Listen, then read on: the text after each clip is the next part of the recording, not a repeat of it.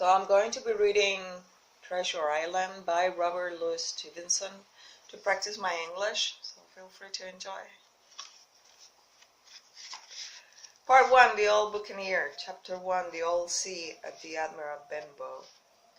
Squire Trelawney, Dr. Livesey, and the rest of these gentlemen having asked me to write down the whole particulars about Treasure Island, from the beginning to the end, keeping nothing back but the bearings of the island, and that only because there is still treasure not yet lifted. I take up my pen in the year of grace 17, and go back to the time when my father kept the Admiral Benbow Inn, and the brown old sea with the sabre cup, but first took up his lodging under our roof. I remember him as it were yesterday, as he came plunging into the inn door, his sea chest following behind him in a hand barrow, a tall, strong, heavy, nut brown man, his tarry pigtail falling over the shoulders of his solid blue coat, his hands ragged and scarred with black broken nails, and the sabre cut across one cheek, a dirty, livid white. I remember him looking round the cove and whistling to himself as he did so, and then breaking out in that old sea song that he sang so often afterwards. 15 men on the dead man's chest, yo-ho-ho, and a bottle of rum. In the high, old, tottering voice that seemed to have been tuned and broken at the capstan bars. Then he rapped on the door with a bit of a stick like a handspike that he carried, and when my father appeared, called roughly for a glass of rum. This, when it was brought to him, he drank slowly, like a connoisseur, lingering on the taste and still looking about him at the cliffs and up at our board. This is a handy cove, he said at length, and a pleasant steated grow shop. Much company, mate? My father told him no, very little company, the more was the pity. Well then, he said, this is the berth for me.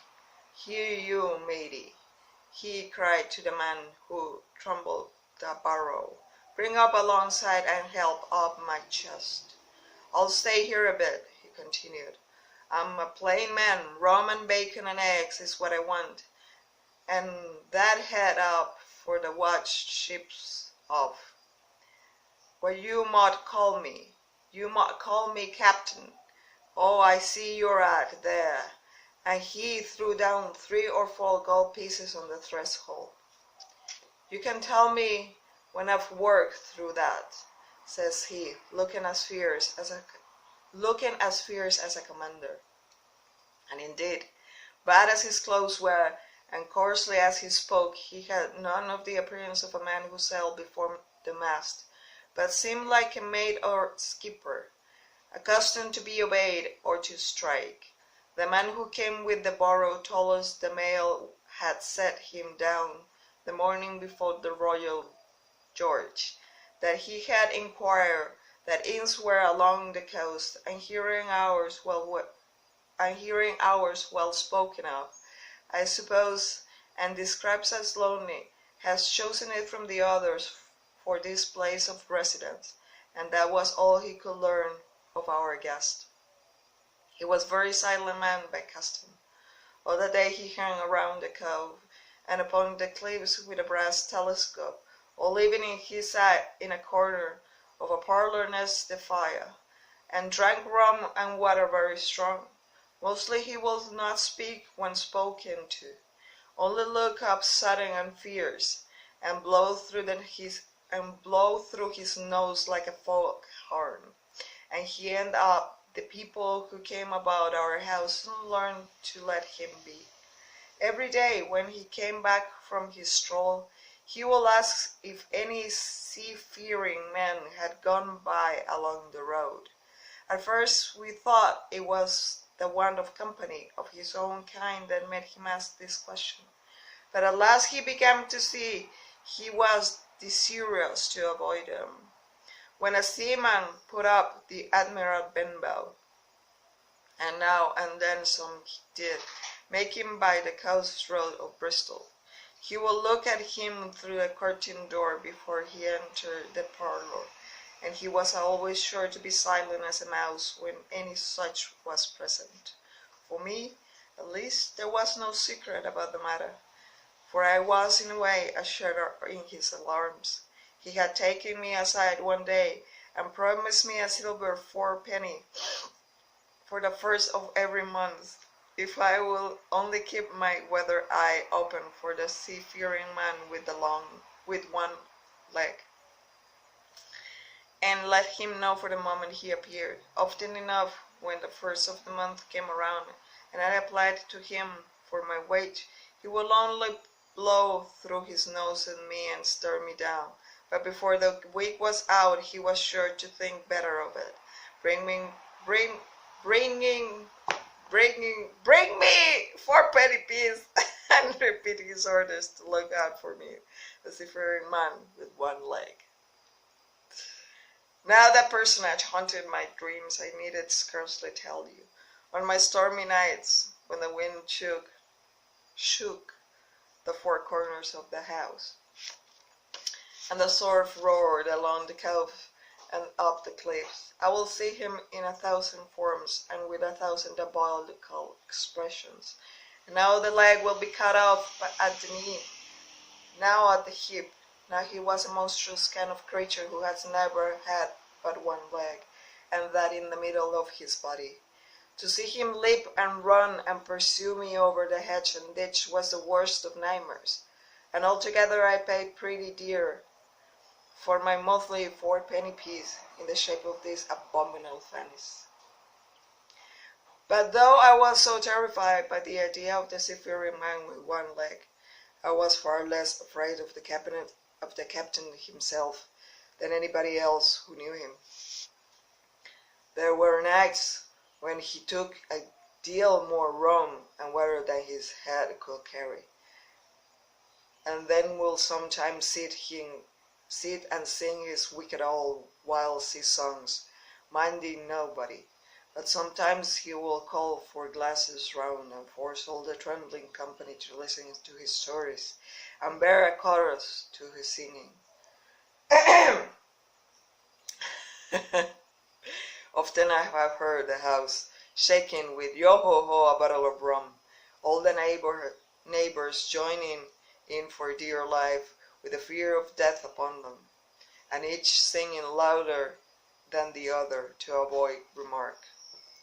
For this fit, as he was the most overriding companion ever known, he will slap his hand on the table for silence all around. He will fly up in a passion of anger at a question, or sometimes because none was put, and so he judged the company was not following his story, nor would he allow anyone to leave the inn till he had drunk himself sleepy and reeled off to bed.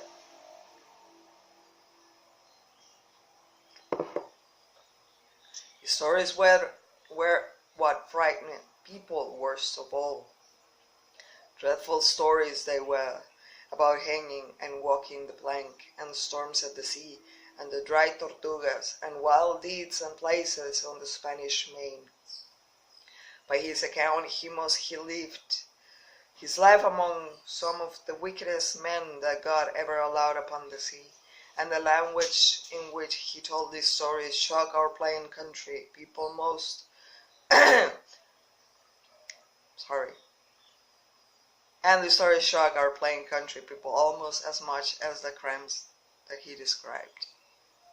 My father was always saying, the inn will be ruined, for people will soon cease coming to be tyrannized over and put down, and sent shivering to their beds. But I really believe his presence did us good. People were frightening at the time, but looking back, they rather liked it. It was a fine excitement and quiet country life. There was even a party of the younger men who pretended to admire him, calling him a true sea dog, and a real old salt, and such like names, and saying there was a sort of man that made England terrible at sea.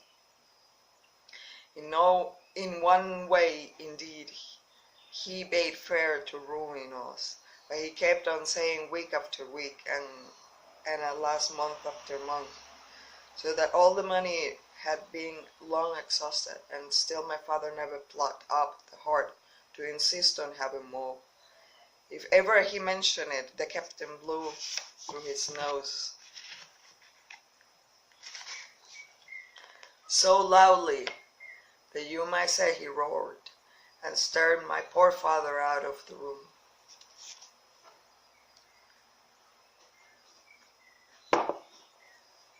I've seen him wringing his hands after such a rebuff, and I'm sure the annoyance and the terror he lived in must have greatly hastened his ear and a happy death.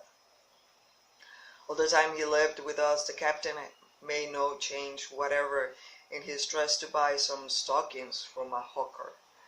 One of the cocks of his hat having fallen down and let it hang from that day forth, so it was a great annoyance when it blew. I remember the appearance of his coat, with the patch himself upstairs in his room, and which, before the end, was nothing but patches. He never wrote or received a letter, and he never spoke with any but the neighbors, and with this, for the most part, only when he was drunk on rum. Only when drunk on rum. The great sea chest none of us had ever seen open. He was only once crossed, and that was towards the end, when my poor father was gone, and when my poor father was far gone in decline, that took him off. Dr. Livesey came late one afternoon and see the patient, took a bit of dinner from my mother, and went into the parlour to smoke pipe until his horse should come down from the hamlet, for we had not stabling at the old Benbow, and followed him in, and remember observing the contrast. The meat bright door, with his powder as white snow, and his bright eyes, and pleasant manners made with coltish country folk, and above all with all the filthy, heavy, leather scarecrow of a pirate of ours, sitting far gone in Rome with his arms on the table. Suddenly he, the captain, that is, began to pipe us his eternal song. 15 men on the day, man says, yo ho ho, and a bottle of rum, drink the devil had done for the rest, yo ho ho, and a bottle of rum. At first I had supposed the dead man's chest to be that identical big box of his upstairs in the front room, and he thought he had been mingled in the nightmares with that of one-legged seafaring man. But by this time he has all long ceased to pay any particular notice to the song. It was new that night to nobody but Dr. Livesey, and on him I observed that I did not proceed an agreeable effect, for he looked up for a moment quite angry before he went on his walk to the old tailor, the gardener, on a new cure for rheumatics. In the meantime, the captain gradually brightened up at his own music, and last flapped at his hand upon the table before him in a way we all knew mean silence. The voices stopped at once, all but at least Dr. Livesey. He went on as before, speaking clear and kind, and drawing briskly as his pipe between every word or two. The captain glared at him for a while, flapped his hand again, glared still harder, and at last broke out with a villainous low oath. Silence there between decks. Were you addressing me, sir? Says the doctor, and when the ruffian had told him with another oath that this was so, have only one thing to say to you, sir, replies the doctor, that if you keep drinking rum, the world will soon be quiet of a very dirty scoundrel. The old fellow's fury was awful. He sprang to his feet, drew and opened a seller's clasp knife, and balancing open on the palm of his hand, threatened to pin the doctor to the wall. The doctor never so much as moved. He spoke to him as before over his shoulder, and in the same tone of voice, rather high, so that all in the room might hear, but perfectly calm and steady. If you do not put that knife this instant in your pocket, I promise, upon my honor, I shall hang at next assizes. Then followed a bother of looks between them, but the captain soon knuckled under, put up his weapon, and resumed his seat, grumbling like a beaten dog. And now, sir, continued the doctor, since I now know there's such a fellow in my district, you might count I'll have an eye upon you day and night. I'm not a doctor only, I'm a magistrate, and if I catch a breath of complaint against you, if it is only for a piece of incivility like tonight, I'll take effectual means to have you hunted down and routed out of it. Let that suffice. Soon after, Dr. Livesey's horse came to the door, and he rode away, but the captain held his peace that evening, and for many evenings to come. Thank you. Next chapter will be better. Thanks for sharing. Bye.